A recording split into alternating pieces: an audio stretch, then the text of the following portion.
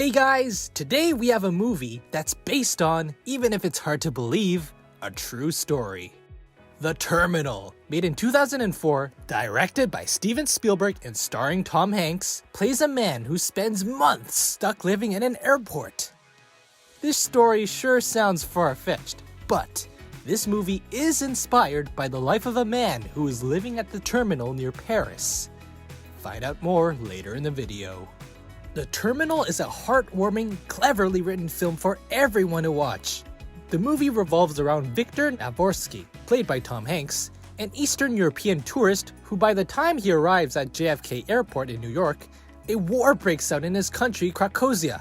Because of this, his passport is no longer valid, and the Department of Homeland Security won't let him enter or exit the United States.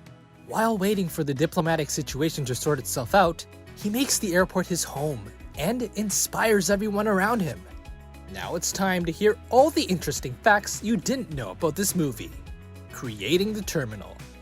Steven Spielberg traveled around the world to find an actual airport that would let him film, but could not find one. So the set had to be created as an exact copy of the modern airport terminal in a massive hangar at the Los Angeles Regional Airport. Deleted scene. In a deleted scene, Viktor Navorsky gets help using a phone card and says, "Home phone, home phone." Steven Spielberg cut it because he didn't want comparisons to E.T.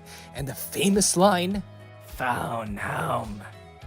Viktor was not supposed to be from Krakozia. Originally, Viktor was going to arrive from Slovenia.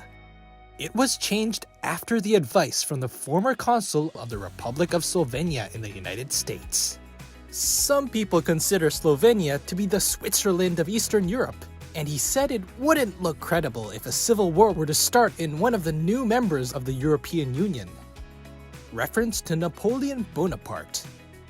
After Viktor talks to Amelia about what Napoleon gave to Josephine after conquering Bavaria, he puts his right hand in his jacket, a pose famously used by Bonaparte in many of his portraits.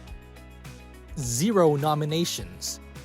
The Terminal is the only film produced by Steven Spielberg and Tom Hanks that has not been nominated for an Oscar. Together, they made 5 movies at the time of the making of this video.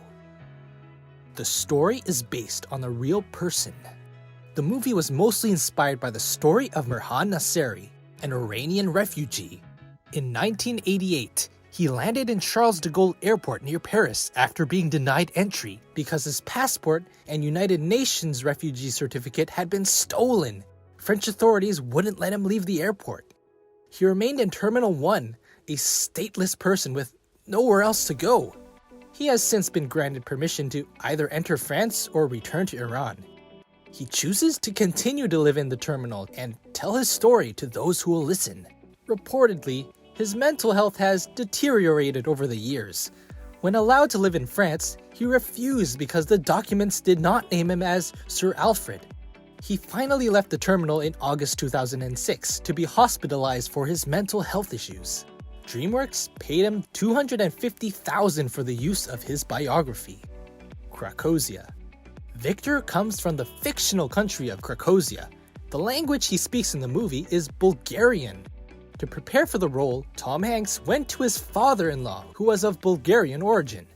In the scene where Viktor and the other people sing the Krakozian national anthem after the war has ended, they sing the anthem of Albania in gibberish words.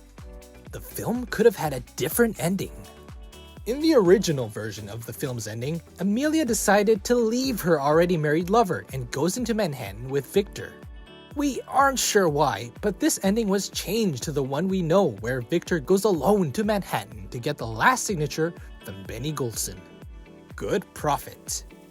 With a budget estimated at $60 million, the movie grossed worldwide $219 million. Family cameo. The girl with the suitcase that Viktor is trying to help but ultimately damages is Steven Spielberg's daughter. Would you imagine that? More trivia.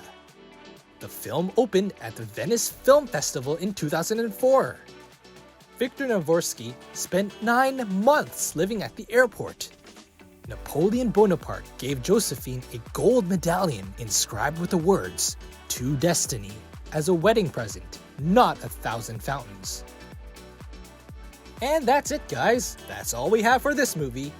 If you haven't seen it, we highly recommend it, and we are sure it's gonna leave you with a smile on your face.